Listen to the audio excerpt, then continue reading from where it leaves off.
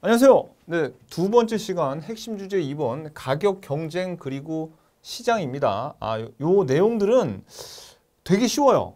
그래가지고 우리가 그냥 문제 자체를 통해서 내용을 이해하면 됩니다. 자, 여러분들 일단 요런 그림들이 나왔을 때 요걸 좀 아셔야 돼요. 크게 시장을 어떻게 구분할 수 있냐면 생산물 시장하고 생산 요소 시장 두 개로 크게 구별하는데, 생산물 시장은 그냥 우리가 알고 있는 시장입니다. 물건이 거래되는, 재화와 서비스가 거래되는 시장이에요. 그래서 기업이 어떻게 됩니까? 기업이 물건을 만들어서 판매하죠. 생산은. 그래서 기업이 공급자가 되고, 그 다음에 가게는 그 물건을 사는 소비자가 되는 그런 시장이 생산물 시장이에요. 근데 생산 요소 시장은 반대로 뭐가 거래되는 시장이냐면 노동이라던가, 그죠? 자본, 요런 생산을 할 때 들어가는 재료라고 그냥 보시면 돼요. 생산 요소가. 이런 것들이 투입되는 노동이나 자본이 거래되는 시장이 바로 생산 요소 시장에서, 여기서 그러면 가게는 뭐를 제공합니까? 그렇죠? 얘네들이 노동이나 자본을 공급하는 공급자가 돼요. 그리고 요 노동을 소비해서 물건을 만들죠, 기업이. 그래서 생산 요소 시장에서는 요 노동과 자본의 소비자가 기업이 되더라. 그러니까 반대라는 거죠. 생산물 시장에서는 기업이 공급자고 가게가 소비자인데, 생산 요소 시장은 그 반대가 되는 겁니다. 아셨죠? 자, 그러면 여기 화살표가 가게에서 생산 요소 시장으로 가는 쪽은 뭐가 들어가겠어요? 그렇죠. 노동이나 자본과 같은 생산 요소가 들어가고, 요 반대 방향으로 오는 거는, 이 반대 급부는 당연히 노동이나 자본을 여기 생산 요소 시장에 공급을 했으니까 거기에 따른 임금이나, 노동에는 임금, 자본에는 이자가 이렇게 반대 급부로 오게 되겠죠. 자, 그 다음에 그러면 이 생산 요소 시장에서, 그러면 생산 요소 시장에서 기업이 요 검은 실선으로 된 거는 노동이나 자본을 소비할 거 아닙니까? 그러면 기업은 그 대가로서 뭘 줘야 돼요? 그렇죠. 노동에 대해서는 임금, 그 다음에 거기에 자본에 대해서는 이자를 주게 되더라. 그래서 생산 요소 시장은 이렇게 돼 있어요. 그죠? 그러면 요 일반적인 생산물 시장은 간단하죠. 어떻게? 요 B자리에는 뭐가 들어가야 돼요? 재화와 서비스를 공급하죠. 재화와 서비스를. 그러면 여기 가게는 뭐를 줘야 돼요? 돈을 줘야지. 여기에 어떻게? 상품에 대한 대가를 줘야 되고, 요 실선은 뭐가 가는 거예요? 이렇게 재화와 서비스가 이동을 하는 겁니다. 자, 그래서 문제를 한번 보면은 요 B에 들어가는 거는 재화와 서비스가 실선으로 이렇게 가게로 가는 거고요. 시장을 통해서 기업이 만든 재화 서비스. 그리고 요 생산 요소 시장에서는 노동과 자본이 기업 쪽으로 가는데, 기업은 그것을 소비하면서 여기 뭐를 줘야 돼? 그죠? 여기는 임금과 이자와 같은 그 대가를 줘야 되는 거죠. 자, 이제 한번 볼게요. 자, 1번. 생산 요소인 임금, 이자, 지대는 생산 요소 시장에서 결정된다. 맞죠? 잠깐만요. 이거 옳지 않은 거 찾는 거죠? 지대는 생산 요소 시장에서 결정된다. 맞고. 2번.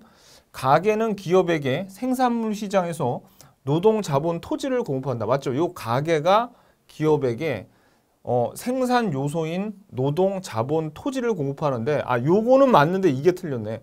가게는 기업에게 생산물이 아니라 생산 요소 시장에서 공급하는 거죠. 요거 조심하시라고요. 요런 거. 그래서 답은 몇 번이에요?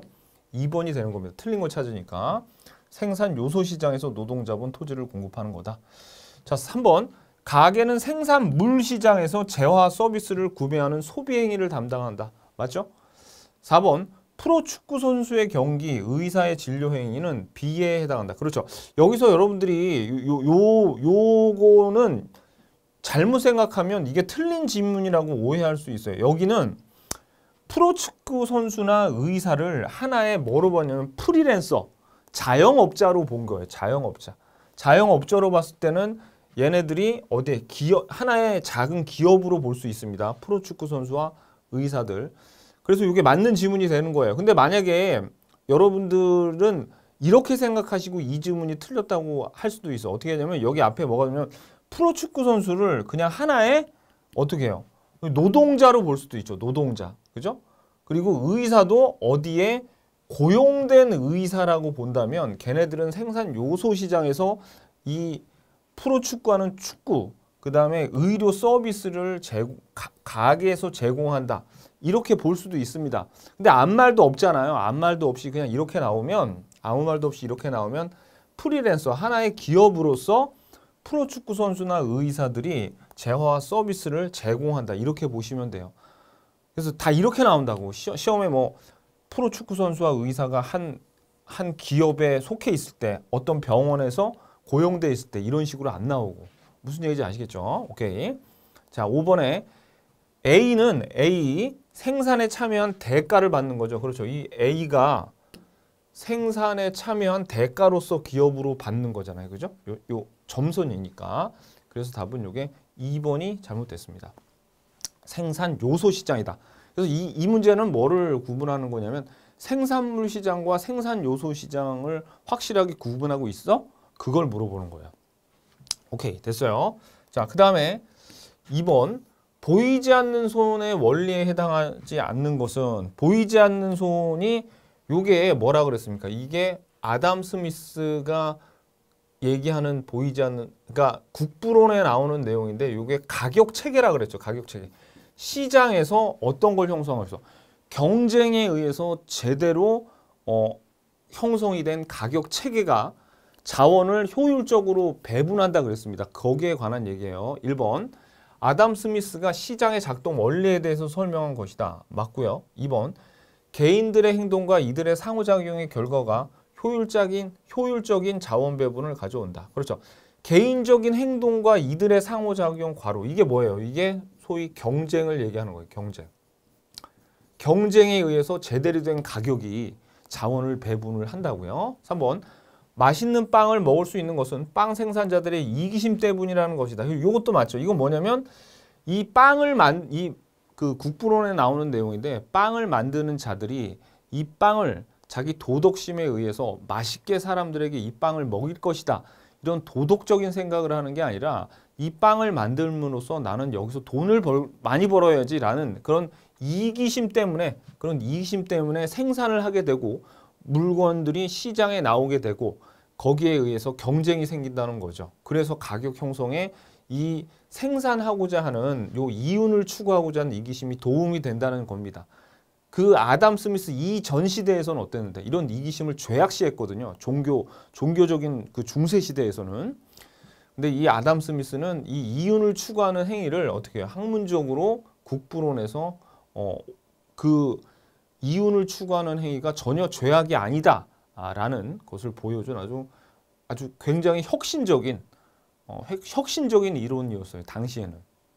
거의 어떤 급이냐면 고전 학파에서는 아담 스미스가 있고 현대에는 케인즈가 있습니다. 거의 이 두 경제학자가 제가 보기에는 이 아담 스미스와 케인즈가 사실 가장 경제학을 뒤집어 놓은 최고의 학자들 같아요. 제가 봤을 땐 새로운 어떤 사상을 그냥 해버린 이런 어떤 소위 무식한 용어로 패러다임이라고 그러죠. 패러다임을 바꿔놓은 엄청난 경제학자들이죠. 이 두 사람은. 다른 사람들은 이 두 사람의 논리를 뒷받침하거나 아니면은 거기에 대해서 반론을 제기하면서 유명해지는 거에 불과하다고 보고 있습니다. 다른 분들은 물론 이 의견에 반대하는 분들도 있지만 엄청난 이론이에요. 요 보이지 않는 손. 자, 4번 볼게요. 개인들의 상호작용에서 생겨나는 그 같은 결과는 모두에게 유익하다는 것. 여기서 다시 한번 개인들의 상호작용이 경쟁이라는 의미입니다. 어떤 경쟁? 이기심에서부터 비롯된 경쟁. 이기심이란 게 이윤을 추구하겠다는 거예요. 이윤을 추구하겠다는 거. 5번. 자원의 효율적인 배분을 위해서 이에 대한 사용에 대한 계획 동그라미 해놓고 X. 자, 우리 요게 틀렸는데 우리 지금 매경 테스트 시험에서요. 만약에 이 경제를 무슨 계획을 한다 그러면은 이거는 무슨 사회입니까?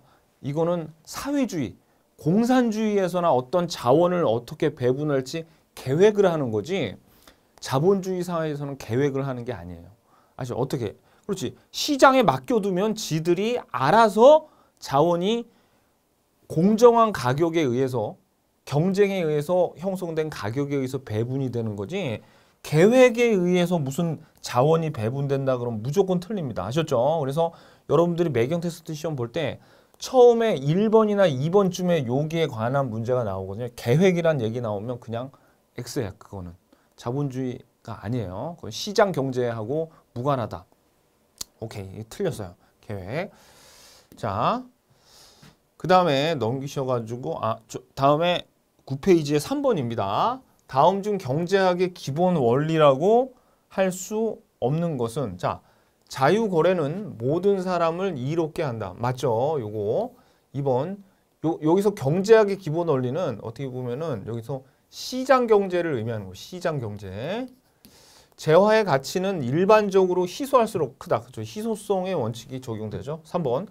정부가 시장 성과를 개선하기 위해 시장에 개입하는 것이 정당화되기도 한다. 맞습니다. 원래 정부가 시장에 끼어드는 거를 경제학에서 되게 싫어하는데 시장 실패가 발생했을 때는 정부가 시장 성과를 개선하기 위해서 뛰어들어.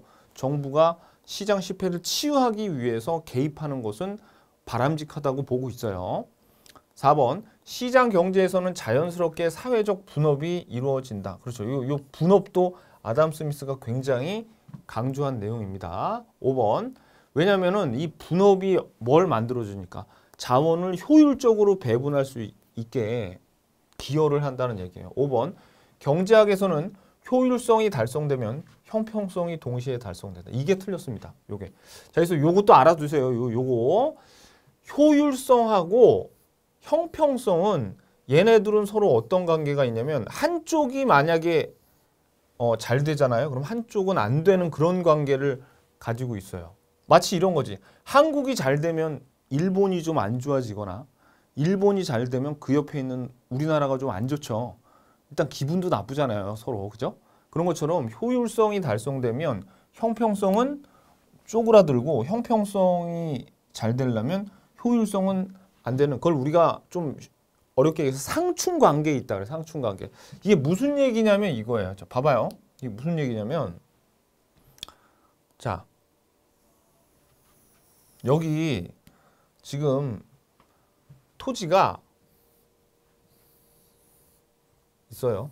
토지를 우리가 아니다. 자, 어떤 토지가 있는데 요거를 이 세상에 이 토지가 얼마나 그럴까? 1000평이 있다고 가정하죠. 1000평. 그리고 이 지구상에 딱 10명만 존재하고 있어요. 10명만. 그러면 보세요. 먼저 여기에서 공평하게 요거를 나누려면 요 토지를 나누려면 그러니까 요 공평하다는 게 형평성이죠. 형평성. 형평하게 나누려면 이거 어떻게 해야 돼? 당연히 1000평이니까 10명이니까 몇 평씩 100평씩 이렇게 나눠 갖는 게 최고의 형평성을 유지하는 거죠. 자, 근데 봐봐요. 그러면 이 1000평을 효율적으로 하려면 어때요? 효율적으로 요거를 나눠주려면 봐봐요.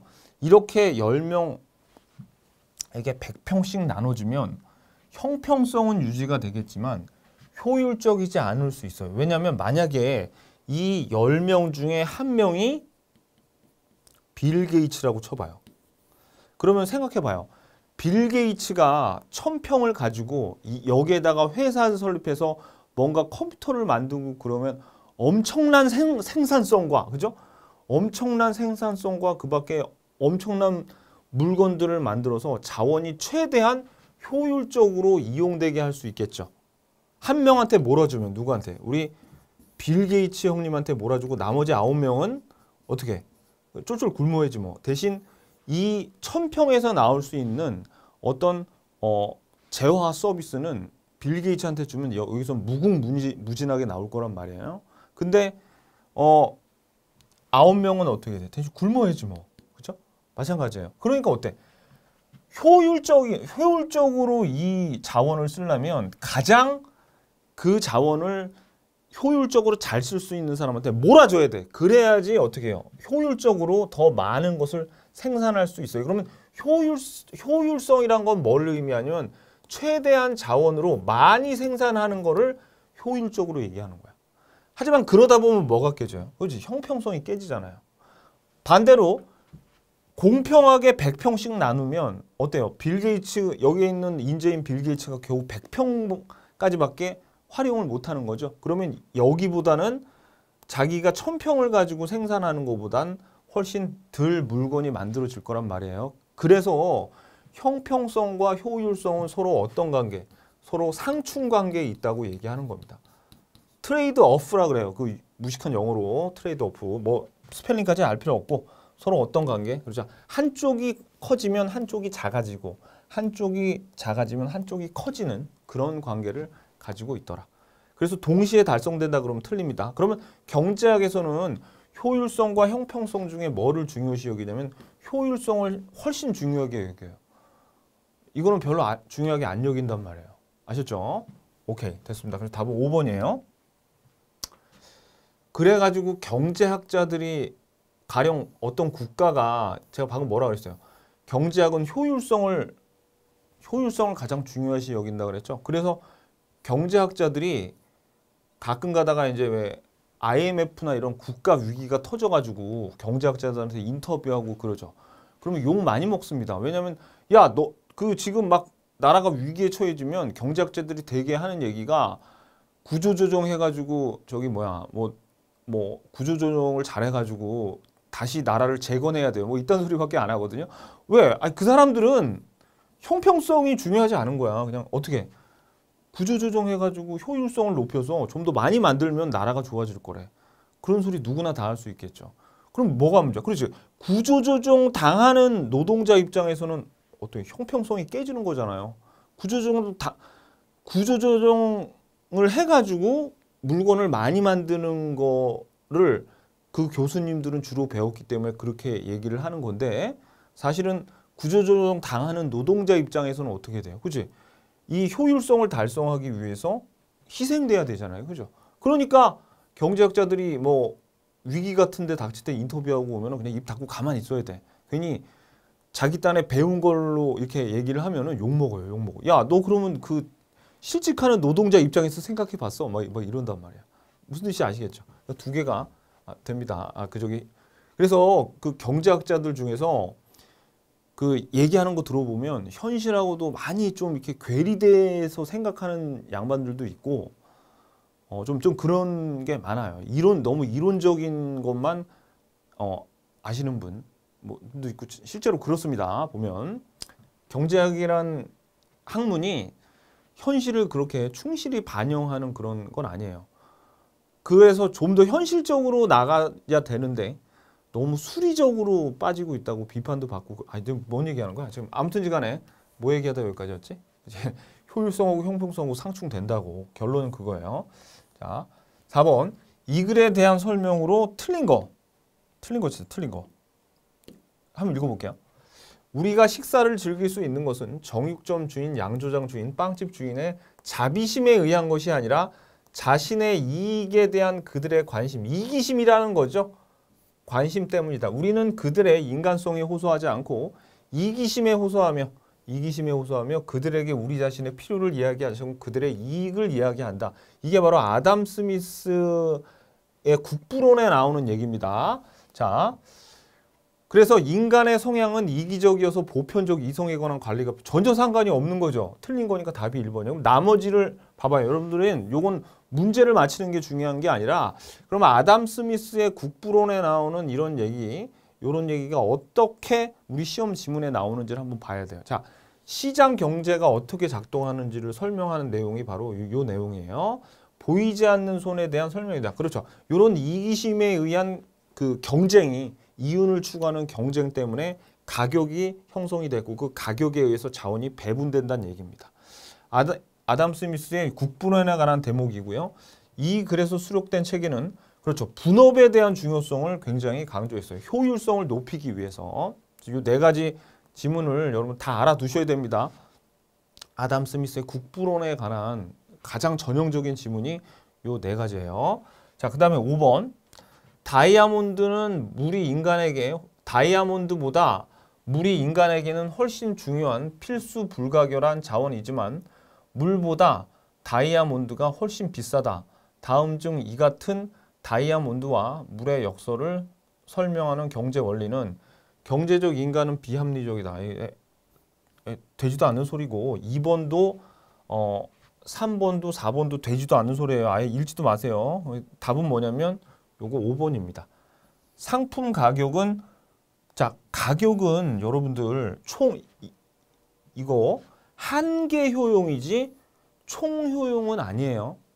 요거 제가 기본 강의 시간에 설명을 드린 것 같은데 한번 설명 드려볼까요? 자, 여러분들 봐봐요. 여기 만약에 우리 그래프 그릴 때 여기가 가격이죠. 그리고 여기가 수요량 아닙니까? 그죠? 그런데 만약에 수요 곡선이 이렇게 내려가고 있어. 수요 곡선. 그러면 여기에서부터 여기까지의 높이를 제가 뭐라고 그러냐면 이게 한계 효용이라고 했어요. 한계 효용. 요 높이가 바로 한계 효용이에요. 그러면 여기에서부터 요 수요 곡선까지의 높이가 한계 효용이고 그러면은 요 높이를 따르게 생각하면 요게 가격축이죠. 가령 가격이 100원이었다고 치자고요. 그러면 이 높이는 한계 효용이기도 하면서 가격이기도 한 거죠. 그러니까 가격은 총 효용이라는 거야, 한계 효용이라는 거야. 그렇죠. 높이가 한계 효용이니까 상품의 가격은 총 효용이 아니라 뭐다? 한계 효용이에요. 별 설명이 없어도. 무슨 얘기인지 아시겠죠? 그러면 이 물과 다이아몬드 요거는 무슨 얘기냐면 자, 마저 한번 좀 설명을 드릴까요? 그럼 총 효용은 뭘 의미하냐면 총 효용은 지금 만약에 봐봐요. 한계 효용은 우리 기억나시죠? 여기서 한계 소비하면은 굉장히 그 가치가 높아. 그러니까 아주 목이 마를 때 제가 이거 잉여에서 설명을 드린 것 같은데 너무너무 목이 마를 때 콜라 한 병은 여러분들이 한 5,000원 주고도 한 병 사 먹을 수 있을 것 같아요. 그래서 효용이 되게 높단 말이야. 근데 한 병 한 병 먹을수록 거기에 따른 효용이 점점 줄어든다 그랬죠. 그래가지고 어떻게 이 내고자 하는 가격도 점점 줄어든단 말이에요. 그럼 이 높이가 뭘 의미하냐면 한계 효용이면서 이게 가격을 의미하는데 총 효용은 뭘 의미하냐면 예를 들어서 여기에서 콜라 3병을 먹었죠. 그럼 요 수요 곡선 밑에 있는 요 면적 있죠. 요 면적 자체를 우리가 뭐라고 그러냐면 요 면적을 우리가 총 효용이라고 하는 거예요. 그럼 이 총 효용은 이 높이가 아니라 여기 있는 면적이니까 콜라 3병을 다 마셨을 때의 총 만족감을 의미하는 거니까 요거는 뭐냐면 사용 가치를 의미해요. 사용 가치. 그러면 요 한계 효용은 요 높이죠. 근데 가격이죠. 가격은 뭐예요? 교환할 때 너 이거 얼마냐? 이렇게 물어보지 않습니까? 그러니까 이걸 뭐라고 그러냐면 교환 가치라고 하는 거예요. 교환 가치. 요 전체 요 면적은 사용 가치라고 하고 자, 그러면 이거 보자고요. 자, 다이아몬드와 물. 이거 그냥 참고로 들어보세요. 그냥 여러분들은 이 문제에서 결론은 뭐만 알면 되냐면 가격은 한계 효용이라고 총 효용이라고 한계 효용이라고요. 왜? 한계 효용은 높이니까. 근데 이거를 다이아몬드와 물의 역설이라고 그 위대한 아담 스미스가 고민을 하시다가 결국은 왜 그런지 해결을 못하고 돌아가셨어요. 그래서 이걸 아담 스미스의 역설이라고도 하는데 다이아몬드와 물의 역설 또는 아담 스미스의 역설이라고 하는데 그게 한계 효용학파들이 분석을 해봤을 때는 역설이 아니더라는 거죠. 이게 무슨 얘기냐면 우리가 물은 사람들이 굉장히 중요해. 너무너무 목이 마를 때 물은 정말 그 사람의 목숨과도 같죠. 그러니까 너무너무 목이 마를 때는 굉장히 그 효용이 높단 말이에요. 이만해. 근데 다이아몬드 같은 거는 너무너무 목이 말라요.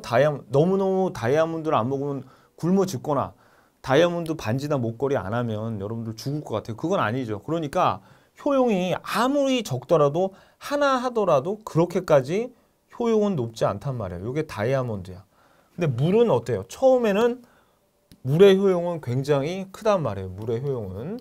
그러니까 가격도 사막에서 목말라 죽기 직전에 1,000만 원이 있어요. 그러면 여러분들 물 한 컵 마실 거예요. 목말라서 죽기 직전이에요. 거기서 다이아몬드 달라 그럴 거야. 물을 마셔야지. 다이아몬드보다 물이 훨씬 더 중요하단 말이에요.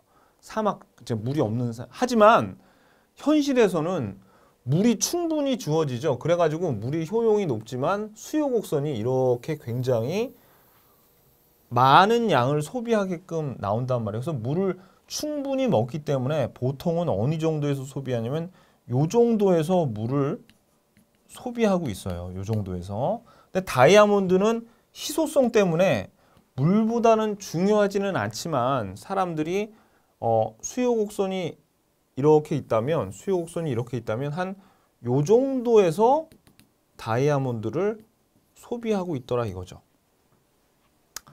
자, 그럼 한번 볼게요. 만약에 총 효용을 한번 살펴보면 다이아몬드의 총 효용은 요거밖에 안 돼. 요거밖에 안 되죠.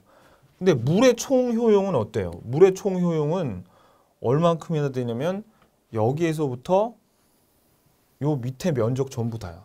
총 효용은 다 합쳐서 이만큼의 총 효용을 갖게 되는 거잖아요. 그러니까 다이아몬드보다 뭐가 훨씬 소중해? 물이 훨씬 소중하기 때문에 사람들이 물을 훨씬 더 많이 사용한단 말이에요. 그러니까 사용 가치는 뭐가 더 큰 거야? 물이 훨씬 큰 거죠. 다이아몬드보다. 다이아몬드는 요거밖에 안 되는데 총효용이 노란색. 물의 총효용은 이만큼 돼. 근데 가격을 따져보니까 가격으로 따져보면 물은 너무 중요해서 너무 많이 소비하다 보니까 엄청 많이 소비해서 여기까지 하다 보면은 한계가 어떻게 그렇죠. 한계 효용이 여기에서 멈춘단 말이에요. 그럼 물의 가격은 어떻게 된다? 물의 가격은 여기에서 결정이 되는 거예요. 왜? 시장에서 여러분들 물 그냥 1,000원이면 사 먹잖아요. 그죠? 하지만 다이아몬드는 많이 사람들이 사 먹질 않아. 그래서 여기까지밖에 소비를 안 하죠. 아니, 먹는 게 아니라 다이아몬드는 많이 소비를 안 해요. 그러니까 물보다는 쓰임새가 덜 중요하지만 사람들이 적게 사. 그렇기 때문에 다이아몬드의 가격은 어디에서 형성돼? 물보다 비싼 여기에서 형성된다는 거예요. 그러면 다이아몬드가 쓰임새는 물보다 훨씬 허접해. 왜? 물은 생존하고 관련되어 있는 거고 다이아몬드 그냥 멋만 부리는 거 아닙니까? 그러니까 다이아몬드가 훨씬 더 그러니까 물이 다이아몬드보다 훨씬 사용가치, 훨씬 더 소중해. 그 말은 총 효용은 다이아몬드보다 물이 더 크지만 조금밖에 사용을 안 하기 때문에 한계 효용은 다이아몬드가 더 크기 때문에 가격이 물보다 더 비싸다는 얘기야. 즉 다시 한번 그럼 결론은 뭐다? 가격은 한계 효용이다, 총 효용이다? 한계 효용이라고 끝. 요거 문장 하나만 기억하세요. 가격은 무슨 효용? 한계 효용. 정확하게 한계 효용인지 총 효용인지 여러분들이 이거 되게 개념을 헷갈려 하시는데 뭐 개념까지 알 필요 없어요. 그냥 이거만 외우시면 돼 그냥. 물과 다이아몬드 아셨죠? 그러면 이거 가격 대신 어떤 말이 들어갈 수 있어요? 옆에 적어놓으세요. 교환 가치. 교환 가치는 이게 가격이니까 요게 뭘 의미한다? 요게 한계 효용을 의미한다. 한계 효용을 의미한다. 그래서 만약에 여기다가 총 효용이라 그러면 틀려요. 오케이, 됐습니다. 여기까지가 가격 경쟁 시장이니까 아주 기본적이네요. 일단 첫 번째 계획이란 말 들어가면 안 된다 그랬죠. 계획이란 말 들어가면 안 되고 그 다음에 보이지 않는 손 있잖아요. 보이지 않는 손에 대한 개념 거기까지 숙지하시면 되겠습니다. 수고 많으셨습니다. 안녕히 계십시오.